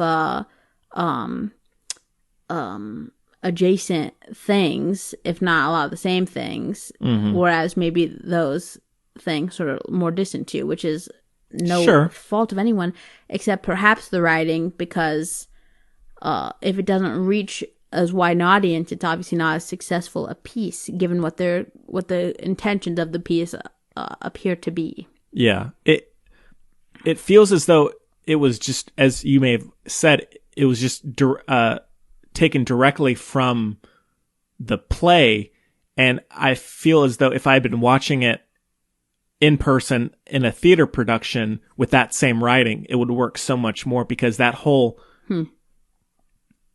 medium is very heightened, and in this it feels not as delicate or as finessed as I think. But I just don't think. And I know I have a conversation, every conversation basically I have goes into all this stuff, because it's what I think about it. But, and even like my mom when I ever talk to my mom, I am being like, oh, sorry, I brought all that, whatever.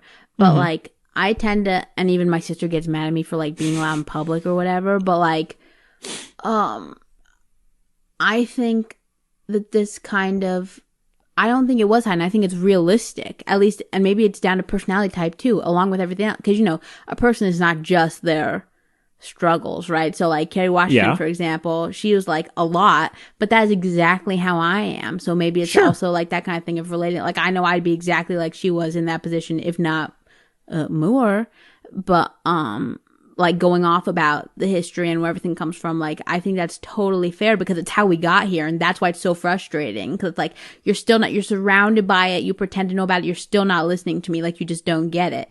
And so I think her performance and the writing, I don't think it was over the top. I think it's like, maybe like, not from behavior or whatever, but you're not gonna be nuanced and as eloquent as possible and like chill when you're in that situation. So I think it's more realistic than what we usually see in movies and on TV and stuff, which is perhaps why that kind of, it's like I can't really think of it, but like what we're used to observing is actually the inaccuracy, and therefore when we see the reality, it feels like the inaccuracy, which can go to a lot of parts of society. But like, even like I was saying, like even when I was on the phone with my mom or whatever, and I've been a little sad lately, but not feeling my best. I'm sorry. Oh, that's okay, Henria. It's no surprise because Right. if you care about stuff, it's definitely worth it, but it makes things feel not as good sometimes.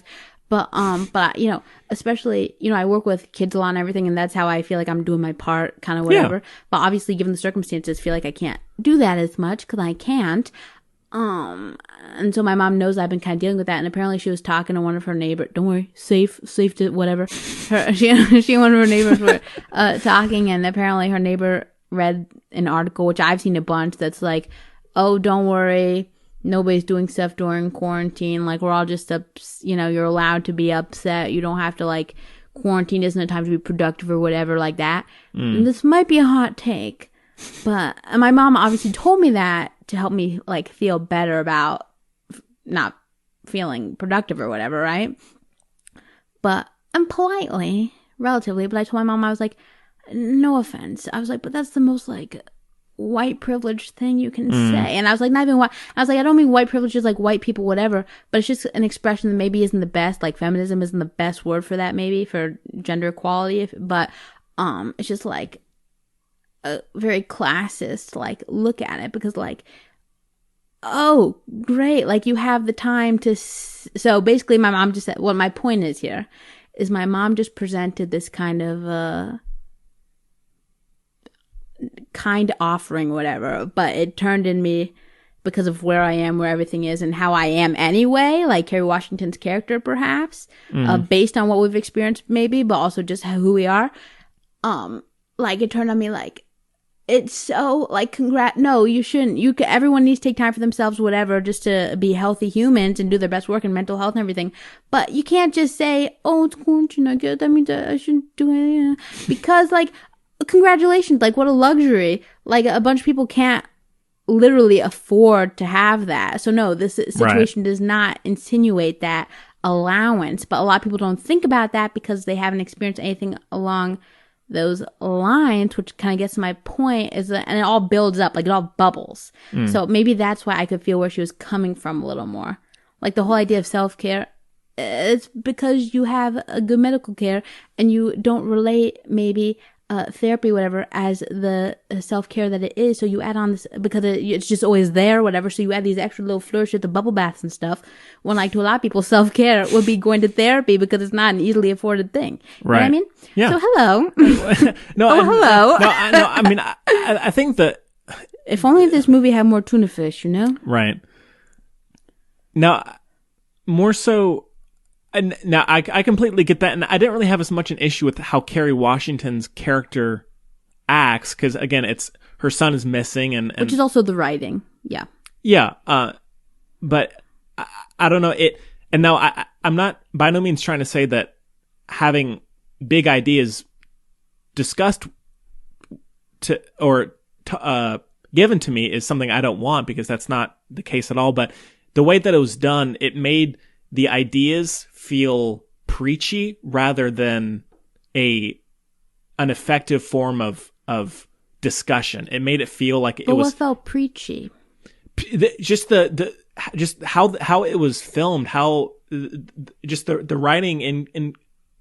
But I probably sound preachy a lot, but also it's just my reality. You try to, Yeah, no, there wouldn't be really one thing necessarily that did it, but maybe it's just because I found the kind of substantial story element or the cinematic standpoint to be lacking, and so those other things felt more showcased, and I guess it was those were the things that were left to be critiqued. And I don't want to repeat myself. I just it didn't totally work for me by the end, even though I was glad I watched it and I appreciated the ideas that it brought up. I just did not think it was done as well as it could have been.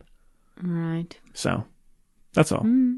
But it's still worth a watch, and it has some good. My biggest disagreement, like obviously it's like just the same set or whatever, which isn't the most interesting, but I think the writing was really good. I don't think it was preachy or whatever, but I get it. Because also she's processing, because you don't know what happened to her son or whatever, and she's thinking about, they're talking about, and she's thinking about the whole time, like, how she got to this point to, like, everyone. Like, they just don't get it, whatever. Like, even her husband. Yeah.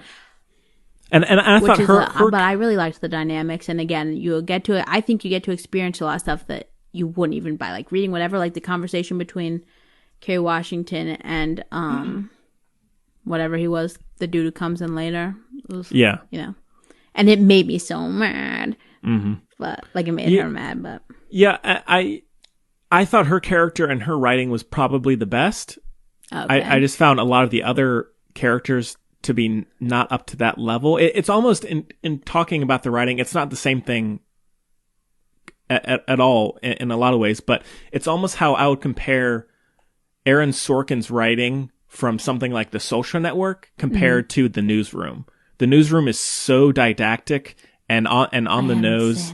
Okay. Well, it's so constantly beating you over the head with things as compared to the more subdued version that David Fincher brought in. And again, they're not the same. It's not the same things because it's dealing with much more weighty issues, but it's how I would compare, even something like Black Klansman to this movie or something. It's something about the execution was off to where those ideas were not as interesting to watch in a cinematic form. It felt lacking in that way. And it's how I would compare like the Newsroom to Steve Jobs or the Newsroom to Social Network. Let me ask one more time. Okay. How did it compare in those ways to the Fleabag? Because that was even simpler visually. Like Fleabag Live? Yeah. I mean, I don't know if there was much else. Well, as we even said, I wasn't even watching it while it was going on. Like it's, and so from as a whole, visually or cinematically, there's not much there. It's just her sitting there talking. And so it's almost the same thing like watching like a lecture or something where you're listening to what the person is saying. And now I didn't do that with American Son, but in talking about Fleabag Live, it's a similar issue. It's she's there, and I can hear her talking, and it's essentially the same thing as if I was browsing on my computer or if I was just sitting there watching it. There's not a whole lot to discuss. Comparing it to American Son, it's a similar idea. Now the issues are much more interesting in American Son, of course, and they're much more important. But so I mean, in a way, it's the same issue, but I mean, it's slightly different. But because one is a true just live filming of a play as opposed to something that is a film. Well, it's basically a live filming of the play. It might be how it's presented, but that's basically what it is. It's all the same people. The set looks basically the same. But I mean, in terms of there being much more of it, it's not just someone putting a camera during a stage performance with a crowd coming in. It's like, here, let's hire the actors again. Let's create these sets, and it's much more of a cinematic standpoint or cinematic creation. Even if it's the exact same thing, it's still much more. It's like it. I don't know what the comparison would be. It's like filming a ballet as opposed to watching a strict adaptation of that play or of that ballet. It's yes, it's similar somewhat, but it's still slightly different to me. To me, at least, different except for the close-ups. But I mean, because obviously there's a lot of cutting, there's a lot of direction in it, and so there's from that standpoint, it's all one take basically. Like, I mean, it is exactly. I mean, it's the same as the play. Yes, but it's still a director choosing when to cut, where to shoot, and how to shoot it, as opposed to you just watching a still single shot of someone talking. Would you prefer? No, I would just rather watch the play in person. But what? Yes, I get it. And so, and again, I'm glad it's there, but I don't know if I would so much be more. I from a cinematic point, I didn't love it. I'm still glad it's there, though. It's important to have movies like that. So. What? What? Nothing. No. I don't want to ask what you mean by movies like that, because I get your point. I just think that there's it's important to have even if I can't remember what we were talking about before, but I would even if this movie was horrible in every way except that it had important ideas, I would still want it to be there. It's like I said, like you shouldn't like how do I say, like, it does not make you a feminist to be like, I want a woman on my team, on my sports team, because women are just as good as men. So let me ask for a woman on my team. Like, if you actually think women are just as good as men, it wouldn't matter if you had any women on your team or not. Right. So if these ideas are valuable truly, which they are, and also not something that we should be praised for appreciating, then the movie should have to be good by your standards, especially if you didn't think the writing was good in communicating those issues. I want the movie to be good, but why? Because I like watching a good movie. Right. So it's I want important, and as I said before, the discussion is there. I have no issues with the discussion or the themes. I'm saying I want the discussion to be out there either way. If I don't like the movie, that's fine. I don't care. I'm still glad it's there because it will still present ideas, in some ways bluntly, to a wide audience. And so I don't care if the all of the filmmaking isn't amazing. I don't. But if you think the presentation is bad, then you're allowed to say like, no. Good. I would love the movie to be a 5 out of 5, but it's not. Yes.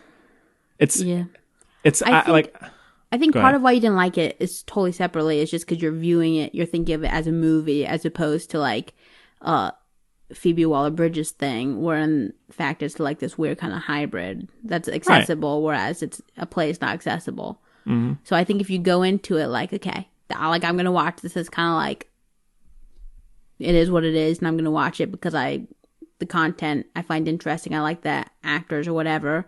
Sure. Like a normal play, no one goes to a play for the set. I mean, they might, good on you, but like, people don't go to, I don't think the main draw of plays usually is the set. Right. So it might be about a mindset as well. No pun intended. Where that's what you're doing. Maybe. Yeah, it's just, but I mean, I feel like it's okay to judge something with the medium that it's being presented through, you know? Yeah, I know. I just don't think it's being presented as a movie. I think it's being recorded. I think it's being presented as kind of a more upscale presentation of a filmed play. Again, like the David Tennant Hamlet I watched is very similar. So I wonder how you feel about that, because it's basically done the same way. But I feel like someone going in and not knowing anything about it and not knowing that it is a play, I don't know if that's what they would know until the movie ended. They may say this is very theater like, but I don't think that it going in blind. I'm saying it's like, oh, hey, American Son, I'm going to watch this. You wouldn't think, oh, this is just a live, this is just a heightened theater production. This is just a film done in a theatrical way. Sure. Okay, but it's like Locke. I don't think anyone would click on it just because of the name and be like, I'm going to watch this now. Maybe they wouldn't. Like, dope. They're probably the person who would adjust more easily to the type of movie it is. But, I mean, if they even read, like, it's I don't remember what it says, but it's basically just like two parents deal with not knowing where they're in a police station, not knowing where their son is, like that. Right. You know what I mean? Like, it's a real time kind of thing. So, I mean, I could be wrong. I mean, it might just be, I don't know. Yeah. I get that totally. It's just, I don't think it's right to say, oh, well, this is what they meant, so I'm not going to judge it through the medium that it is. It's like, it is a film. So's the Fleabag on stage. But what's that? It's filmed. It's the exact same thing. It's not, though. There's a difference between watching, if you put a camera in front of a ballet that was going on, and then there was a movie a year later with those same dancers, and it was a strict adaptation of it, it would still be a different thing. It's still a film. It's not the same thing as watching a live performance. It's a studio saying, here, we're going to make this play into a movie with these same actors. We're going to create these sets. And so it's not the same as saying, go put these cameras in the Phoebe Waller-Bridge play that's going on right now. And so we can film that and put it somewhere. It's the same thing as if they were, it's the same as the majority of other movies. It's a studio making a more calculated decision, as opposed to, and it's a director choosing when to cut, what to shoot, and how to shoot it, and how to direct actors, as opposed to, here, we're going to be a part of the audience and just set this camera here so we can show this one performance to other people. Yeah, to me, director directed, and that wrote all the same ingredients. But cinematically, there's a lot of cutting. It's not a static shot. If it had been a single shot from a wide angle, you would have liked that more. No, then that argument would make sense. If it had been a single static shot and it said, now this is then I would have said, that makes sense. But having a director who's choosing how to cut things, where to cut it, how to do a close up, where to do a wide angle. It's basically just who's talking, to be fair. But it's still a choice, though. It's different from a static camera in front of a live performance. Well, that said, they chose to make it a play and not. Originally, they chose to make it a play and not a full-on cinema movie, right? Because they thought the story would be best told through that means. So it makes sense. It makes sense that they nearly replicated that. It might just be again, like a heuristic thing. Like I've seen Richard, like I've watched a lot of Royal Shakespeare Company. They've edited a little bit like the David Tennant Hamlet, and it's very much in this vein. So maybe it's just like what you've seen before makes it more comfortable or normal or not. And now, logically, it makes sense, but does it actually? It's the same as if you translated a 1,000-page book into the exact thing. That just because it makes sense to do it doesn't mean it would necessarily work in another medium as that same thing. Right. Well, that's why the book's usually better than the movie. There you go. Which is why maybe they try to make it similar to the play. And so that's what I'm saying. I think I would so much rather watch the play than see this movie. All right. I mean, because there's a difference, like, at least to me, and if you feel differently, that's fine. I'm just saying, like, there's a difference between American Son, the movie, and Oh Hello on Broadway. It's, to me, they're very different. That's a live performance with an audience, as opposed to a film that has a director sitting there in the chair with actors and the crew around him. and that being and so to me, I don't know. Well, to be fair, the crew is also in the theater for any Broadway production. Doing the exact same thing. I mean, it's more so the, and then there's the post production with how they're cutting things. They did that on Oh Hello too. There's tons of posts. Yes, but it's still a that's a live production, a theater production at a theater, as opposed to a movie set that has but the David Tennant one, I don't even know if it had an audience. I doubt it, but it was still done on the stage exactly the same way, but no audience. It also has to do, I think, with genre. Like, obviously, Oh Hello, they play off the audience a ton, whatever. I imagine the audience of American Son does not make much noise. Right. To me, there's a difference between American Son, the movie on Netflix, and a Oh Hello, the movie on Netflix. A Fleabag Live. It's a difference. It's the same thing if you compared a blockbuster to I don't know a theater production of that blockbuster. I don't know. To me it's a different thing. It's a live performance where you're watching the single. Whereas as a movie, there are constant. There are many takes, and there's a post-production process where they're saying, okay, no, we're going to choose this shot over that shot. No, let's do the wide angle there, the close-up there. To me, there's a difference between that and Oh Hello on Broadway. How does this compare to Locke then?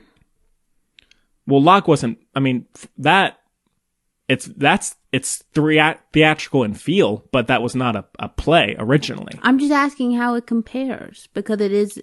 I'm not going to say like Buried with Ryan Reynolds or even 127 Hours. How's it compared to 127 Hours?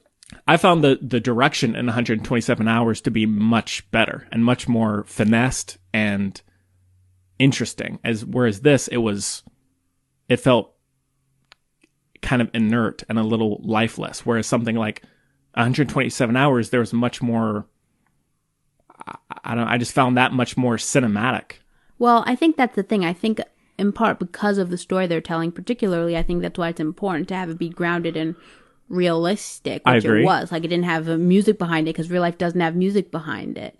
So sure. That's why I think it was an important decision, and why they made it into a play initially, and why it was shown to us through basically in the same way they made the play. It went by the same book, the filmed version. Right, and I don't mean to get caught in a loop here, but it's as if I compared watching Les Mis in the theater with Henry Wilkinson as opposed to the Tom Hooper movie. There's a difference there. And so it's the same thing. I would criticize the performance, the live performance, or a static shot of that live performance as if I was watching a film. It's the same thing. I'm going to criticize it through the medium that it's being presented. Even if it's done shot for shot or the exact same lines, they're still choosing to make it a movie. They could have not done that. And so I'm saying if you're choosing to make it as a novel, make it as a TV show, as a movie, I'm going to critique it through that perspective. And it's the same. It would be the same thing if it was a comedy play or something. It's the same thing to me. In terms of that, so I think they just left room for, which again went into the initial design and transferred into the design of this. They let the work, the writing, the story, and the acting kind of speak for themselves because those are the most important pieces. But sure, I take your point. Yeah. But yeah. 5 stars. It's 3 for me. All right, well, Chloe, should we talk about Atomic Blonde 2 a little bit? Yeah. Can't wait. I don't know anything about it, except it's on Netflix, I guess. Which is kind of disappointing. Well, it's an early development at Netflix. It has not been officially greenlit, so. Well. But apparently that's what the original or the director had thought of as to what a sequel might look like, or might Netflix might go. The heck? Well, that makes me less excited, if I'm honest. Yeah. But they might, Netflix might back out of the deal when they realize how expensive that Martin Scorsese movie is going to be. Yeah. Well, that's it. So there's like nothing about it except that there might be a sequel at Netflix. That it's an early development with Charlize Theron. So. Well, who knows? Who knows? Yeah. I mean, it makes sense. They set it up for another one, so. Yeah. It's very James Bondy in that way. Like, you can just keep rolling them out. Yeah. Well, that would be very nice, but that'd be kind of sad if it was on Netflix. Because it's an action movie. Yeah. You know? Mm-hmm. But, no.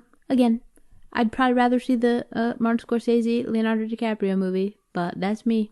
Same. Especially if it's Devil in the White City. Because I've been waiting for that. Oh, yeah. For, like, this is kind of shocking to me, but probably for like a decade now.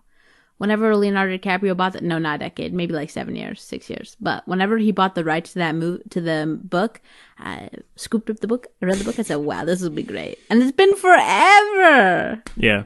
Ugh, and he'd be so good in that role. So I hope that's what it is. I think that's what it is. Is that what it is? I think so. I could be wrong, but I think it is. Be so good. Hopefully. I mean, it's not a very pleasant story, but just visually. I'm also obsessed with the World's Fair. It's like a thing in my family. Sure. So. All right. Well, I don't think there's much else news, really, just because everything's being pushed back. That's about it. There's not much production going on. Have you heard about, what's it called? Quibi?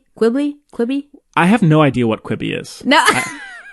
I see it when I'm watching frickin' Columbo. Yeah. They're it's like the antithesis of Columbo. There's constant commercials on the IMDb TV thing for Quibi. And let me just say this. I'm not a advertising expert. The commercials are horrible because they don't even communicate because they don't even communicate what it is. To this day, I don't know what it is. I've seen the commercials for maybe 4 or 5 months now. I have no idea what it is. I don't think I've really seen many commercials for it. The only commercials that I've seen it on are on IMDb TV. So I don't know, but I've seen so many different ones too. I don't know what it is. What are the commercials like though? It's like someone saying, "Oh, here, I'll just watch it on this," and then it does Quibi, but it doesn't. But it doesn't say. What does that mean? But like it says like someone trying to watch something, but then someone else like saying, "Oh, here, we can watch it on this," and then it does Quibi, and I'm like, okay, so is it? That's absolutely. Like, is it an app? I'll tell you what it is. Okay, please. As far as what I've taken in, it's an original content streaming service. Okay. Yeah, see, I did not get that at all. It's like the TikTok version of Netflix. Like every episode is I think 10 minutes long or something. Like, I think their episodes of each show because they have lots of shows, because it's a streaming service of only original content, and they're like 5-minute episode shows or 15-minute episode shows, I think, at the longest. Basically, it's pointing out how short the attention span of the American human is. Yeah.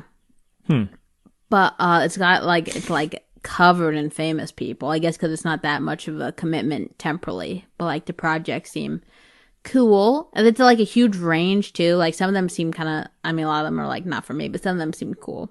There's oh, now this is weird. I'll tell you about this one. There is. It's it feels like Nailed It. They looked and nailed it, and they said, "Oh, I've never seen that." Like that, you know? Is his real name Titus Burgess? And Titus Andromedon hosts a cooking competition show where the two other judges, and it's Gemma's 3 favorite people. The other 2 judges are Anthony Paraski and Dan Levy. And now the thing is, so it's a cooking competition or whatever, right? I don't know, because I only saw the little thing about it. How much can they put in the preview when the episode's only 5 minutes long? I don't know. So, but basically it's so weird, but this will give you the vibe.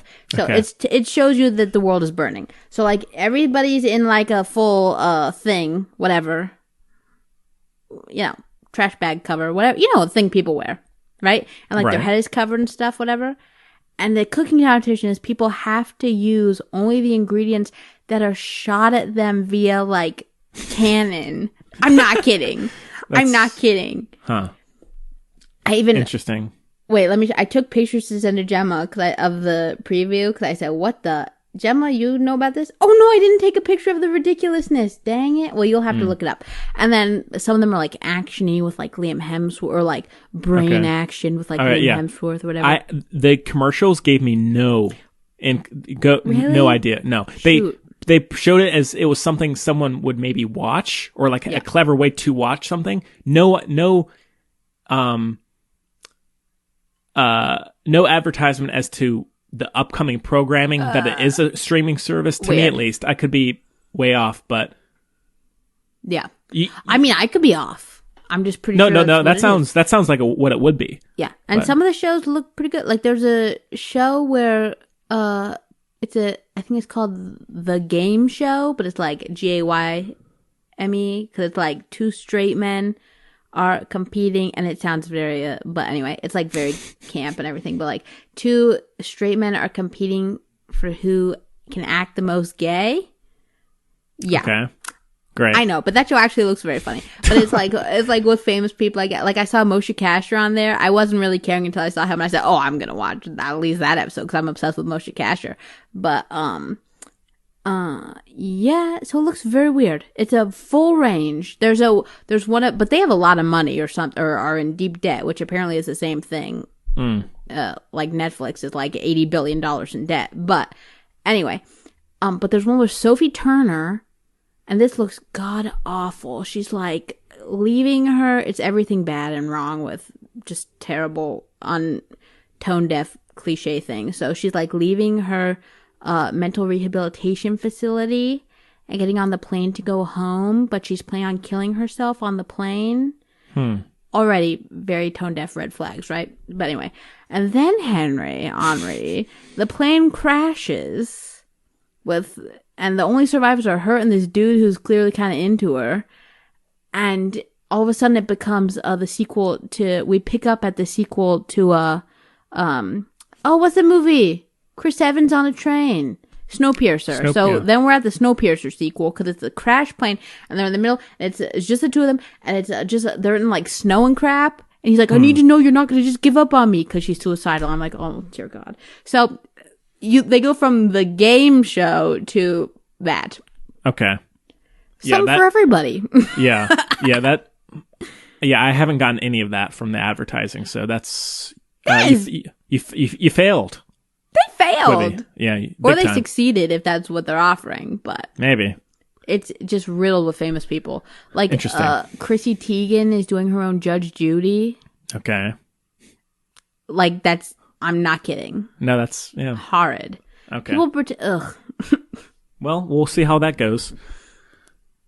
Okay. Well, cool. Well, that's about it for news. Now, don't really have any mail this week, but the Filmbuds podcast at gmail.com is where you can reach us at. And as we did on the last show, if you caught it, we did read some stories by people about their favorite quarantine entertainment. So please send us any, and we would read it on the next show or whenever you do send it. Yeah. And follow us on Facebook, Twitter, and Instagram at Filmbuds. We'd love to have you there with us. Yes. But yeah, people can still write in regular questions. Yeah. We're still chilling. Yeah. All right, well, I guess we can end off with our picks of the week. Chloe, do you have much? I only got a couple things. Well, I don't know if this counts because I've definitely recommended it before because it's one like a classic fave. Educational, funny, nutritious, well acted, little inappropriate, but very sweet. I'm obsessed with Zach Woods, so like we're covered there. But my dad has never seen it, so we're already after like 4 days now in the season finale of season 2 of Silicon Valley. Ooh, yeah. Such a good show. So good. So good. We love it. And you learn a lot. Like that's a world I know nothing about. Right. And it's all very yeah, it's a cool show. Yeah. Everything they talk about is true, so it's neat. Mm-hmm. Makes me care about things I don't care about. Yeah. I don't know. You do one. Then I think. Okay, well, the main thing I've been watching, I've been going through Cheers on Netflix. That's funny. Which I love. And what's up? We were talking about Woody Harrelson whenever that was, 2 days ago. And I have a fun fact, Henry. Okay. You know, we haven't talked about this in a while, but you know, I have feelings about Grizzly Man, the Werner Herzog documentary, right? Yes. Grizzly Man was got second place to Woody Harrelson for that role. Grizzly Man was almost that dude that I don't know the name of. Wow. Yes. That's interesting. Yeah, that is, right? That is genuinely interesting, I feel like, yes. Yeah. Well, Cheers. Now, I will go ahead and say this. There are a couple episodes here and there that are dated. And I don't support those. And so if you're watching the show and you come across one of those, just take your remote and go boosh. Just skip over it. Because 95% of the show is truly fantastic and is hilarious. But there are a couple episodes here and there that are dated. But really 95% of this show is absolutely hysterical. Not offensive. And so well written and so well acted. And it's a great little escape for these days. And then I watched Rio Grande, the John Ford Western. Oh, throwback. Yeah, from, I guess, 50s or 60s. I can't be sure. And it has John Wayne, and it's about this cavalry unit that's in the Rio Grande region, and it's essentially just about them surviving there and dealing with conflict with the Native Americans. It was overall pretty solid. It's nice to see John Wayne being a little bit more subdued. His character is more darker and reserved, and I prefer him in that because I'm not a big John Wayne fan in general, but I thought he was quite good in this. Also, one thing with John Ford, I guess he was one of the filmmakers that went to and shot action in World War II and then made films to present back to the American public. But one thing that I think he stands out for, at least in this, is that he seemed to have shot the majority of this on location. Sick. And so like the landscapes are amazing. Always a good call. Yeah, because there are so many Westerns out there from this era that are clearly shot on a soundstage. Yeah. And the landscapes are amazing in this. And overall it was pretty solid. There was the middle kind of sags a little bit, but by the end it's You're good. back in. Yeah. And then I rewatched Logan Lucky last night, and it's a classic. Classic. I love it. Instant classic. The movie's Yeah. so good. Daniel Craig. Yeah, amazing. Oh, yes. And I think that was the first time I liked Adam Driver, I think. Yeah, really the whole cast is fantastic. Agreed. Yeah. Agreed. Now, one weird thing, and I have tested this on a few different versions of it, like once on Amazon Prime and then once on when I watched it on Blu-ray. For some reason, the levels of the vocals to the soundtrack is super imbalanced. Like if we have the dialogue or a volume setting where the dialogue is like pretty audible, the soundtrack will be blaring, like Weird. annoyingly so. Oh, that's And not so great. And so I don't know, and I've tried it on a few different versions, and so it's not just the Amazon Prime version. It's weird. Weird. And so like whenever Comes like and goes. and the soundtrack is so aggressive that like whenever it comes on, we kind of have to turn it down a few notches and then turn it back up for. Oh my gosh. Yeah, it's very weird. Are you watching on the same platform always? I mean, on the same physical, on the same thing always? Like, are you always watching it? No. Was that a consistency or no? No. I've watched it a few times on different things. That's so. Huh. Weird. Wow. Indeed. Sorry, Steven. Yeah, you pulled a Christopher Nolan. You messed up your sound mixing. Oh no, that's sad. We love Christopher Nolan. Don't worry. We're just salty because we want Tenet yesterday. Well, Well, Chloe, anything else for you? Ugh, it's gonna be good. I don't think so. I don't know what I've been doing, but I guess I haven't been watching TV. Yeah. A plot twist. That is All so right. weird. Yeah, I don't think I have anything else really. No. You just check the files of your brain there for a second. I said, no, not seeing it. Yeah. Well, all right. Well, I guess that about does it for the show. I guess we're just keeping an eye out for what we're doing next, or I don't know. I don't know. I'm fine with anything. how but exciting! yeah, we'll find something good. there's that new Olivia Munn romantic comedy on Netflix, Chloe, with Sam Claflin. Sam Claflin's in it. Yeah, Shoot. it's a wedding comedy. Oh, I saw that just this morning. Yeah, that's true. Could do. That's true. I very likely won't be as college professor for that. So That's a shame. Well, yeah. So we'll plenty of choices for next week. So just stay updated on thefilmbuds.com and social let us media know for if you that. have anything you want us to watch. Yeah, and check out Music Buds as well. The new episode. And again, bear with us if the audio is not perfect. We're still getting used to the remote angle. Well, Chloe, I gotta say, reviews like American Son is why I like doing this show. Yeah? You know? We get to have I hope so, Henry. We get to have a good discussion. Okay, good. You know?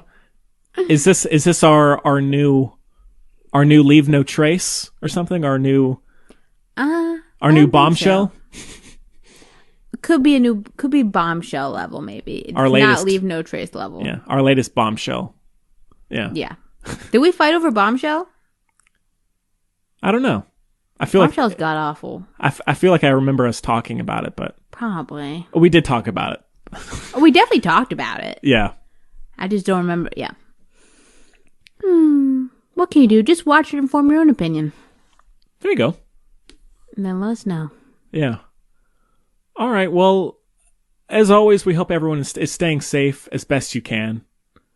And Chloe, I hate not getting to see you in person. I say it every time, but I miss you. Yeah.